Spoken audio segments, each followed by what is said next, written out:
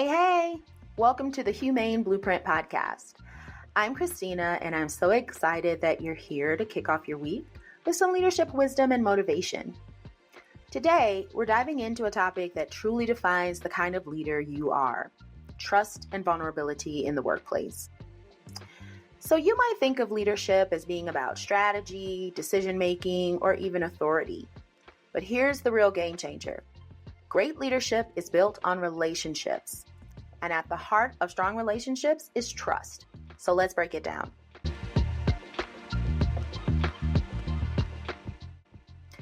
Every Monday, we explore ideas that help you build better leadership habits, energize your mindset, and lead with purpose. Today, we're talking about something that every leader struggles with at some point: how to build trust and create an environment where people feel safe to be vulnerable. Because without trust, leadership falls apart. In today's Monday Mindset post, I shared one of the hardest lessons that I learned as a leader. Trust isn't given, it's earned.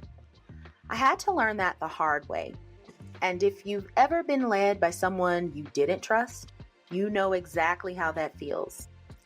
It creates hesitation, distance, and worst of all, disengagement. So before I became a leader, I worked as an educator. I've taught orchestra, I've taught middle school choir, I've taught kindergarten, 7th grade math, you name it, I've done it. And I worked under leaders, instructional coaches, APs, who didn't listen. They lacked empathy oftentimes and seemed more focused on control rather than connection. They didn't need to agree with me. That was not what I wanted them to do, but I at least needed them to understand me and my perspective, where I was coming from and the choices that I was making instructionally in my classroom and the rationales behind it. And because they didn't, I didn't trust them. That experience taught me exactly what not to do when I stepped into leadership roles. Trust doesn't come with just a title. It comes from consistent actions that prove that you are reliable, you're honest and transparent, and invested in the people that you actually lead.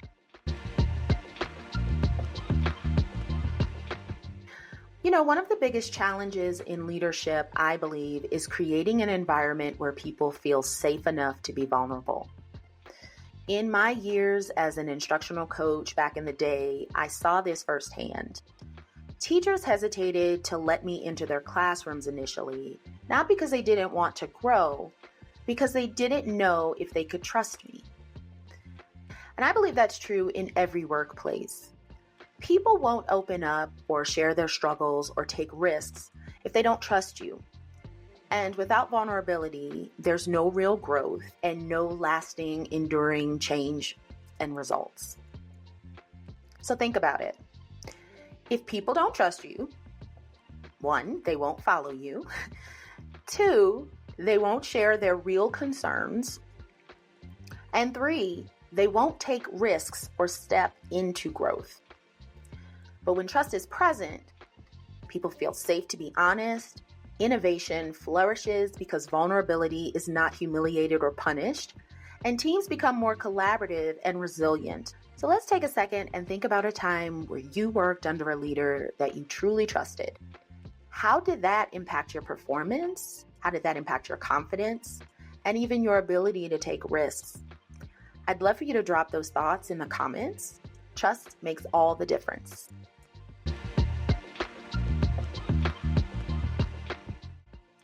So how do leaders build trust and vulnerability? Here are 4 key ways to cultivate trust, I think, as a leader in my own experiences and with leaders whom I've worked with in the past. 1 is to listen to understand and not just respond. I know we say that a lot, but I want you to hear me. Listen to understand and not just respond.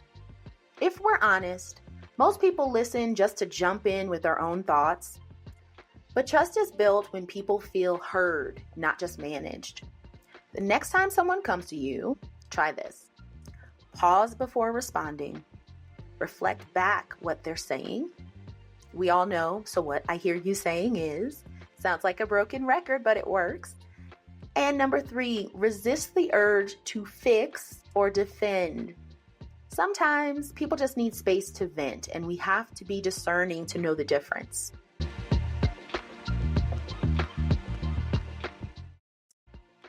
Number 2, be transparent.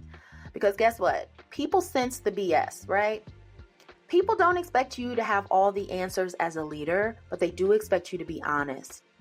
If there's uncertainty, just own it. And if you made a mistake, acknowledge it. A leader who says, I don't know, but here's what we're doing next, gains more trust and respect than one who pretends to have it all together.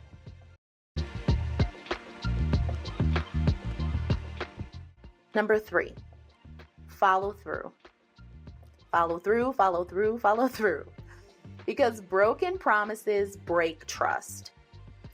If you've ever had a boss that you can recall that says, I'll get back to you on that, and they never did, that's a fast track to losing credibility with your team. Trust isn't built in the grand gestures.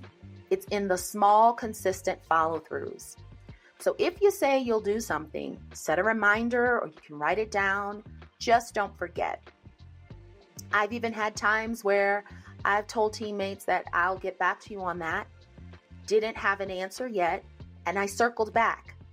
They knew that they were on the top of mind for me, and they felt that I was seeing and hearing them.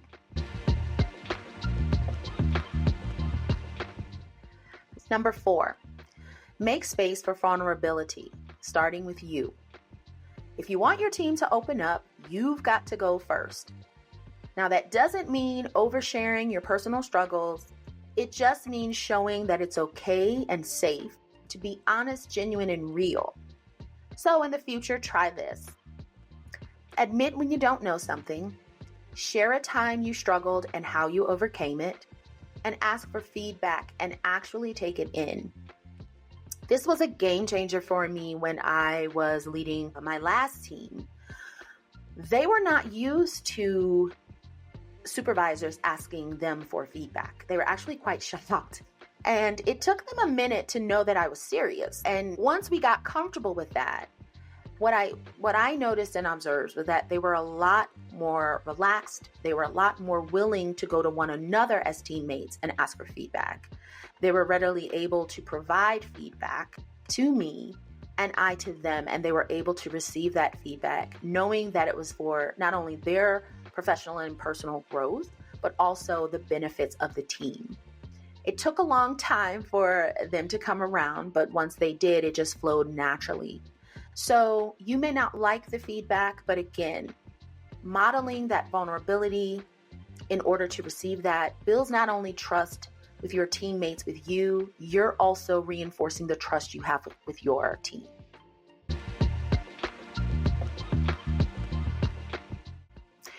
So what's your story? Take a second to think about your own leadership journey. Who's the leader you trusted, and what did they do differently? When have you felt hesitant to be vulnerable, and with whom and why? And what's one small way you can build trust this week? Remember, we don't need grand gestures, just small and consistent. I challenge you this week to be intentional about one of these areas. Maybe that means slowing down in conversations to really listen to your team. Maybe it means admitting that you don't have all the answers. Whatever it is, remember that trust starts with you and within you. Thank you for spending a few minutes with me today on the Humane Blueprint podcast. Trust and vulnerability aren't just nice to haves in leadership. They are the foundation of everything we do. When we prioritize trust, we create teams and workspaces where people feel seen, heard, and empowered. Next week, we'll be diving into another leadership insight, so don't forget to subscribe so you don't miss it. Until then, remember, trust is built in small, consistent moments. So go out there, lead with heart, and make this week amazing. Take care. If this episode resonated with you, share it with someone who needs to hear it. And if you haven't already, make sure to hit that subscribe button so you can keep up with leading with confidence and purpose. Let's make this week your best yet.